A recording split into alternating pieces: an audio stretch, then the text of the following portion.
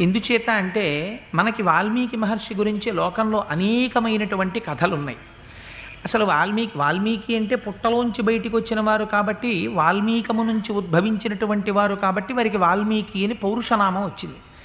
అసలు వాల్మీకి మహర్షి యొక్క జీవిత వృత్తాంతం ఏమిటి? అసలు ఈ వాల్మీకి ఎవరు? ఈ ప్రశ్న స్కాంద పురాణంలో వేశారు. స్కాంద పురాణంలో వ్యాస భగవానుడు సనత్కుమారుణ్ణి అడిగాడు, వాల్మీకి ఎవరు? ఆది కావ్యమైనటువంటి రామాయణాన్ని రచించగలిగినటువంటి సమర్థత వాల్మీకి మహర్షికి ఎక్కడి నుంచి వచ్చింది, ఎందువల్ల వచ్చింది, నాకు చెప్పవలసింది అని అడిగితే సనత్కుమారుడు చెప్పాడు ఆ రోజున. వాల్మీకి మహర్షి యొక్క అంశ చాలా ఆశ్చర్యకరమైంది. ఎందుచేత అంటే పూర్వం సుమతి కౌశికి అనబడేటటువంటి ఇద్దరు దంపతులు ఉండేవారు. ఆ దంపతులకు అగ్నిశర్మ అనబడేటటువంటి కుమారుడు జన్మించాడు. కానీ ఆ అగ్నిశర్మకి బాల్యంలో తండ్రి గారు వేదాన్ని పఠింపచేస్తే